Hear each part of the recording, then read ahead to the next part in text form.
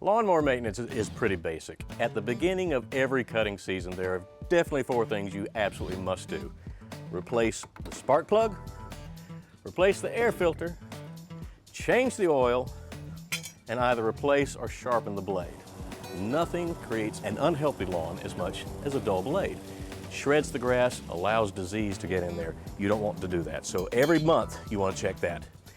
Every time you mow, no matter what, when you are finished, allow the lawnmower to cool down completely, disconnect the spark plug, check the air filter, make sure that it's clean.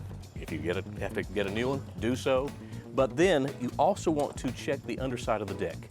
Clean it with a garden hose, spray it down very well, because believe it or not, particularly if you have a mulching blade like this, having the underside of that deck filthy can use up to 20% more fuel. And with today's gasoline prices, every penny counts.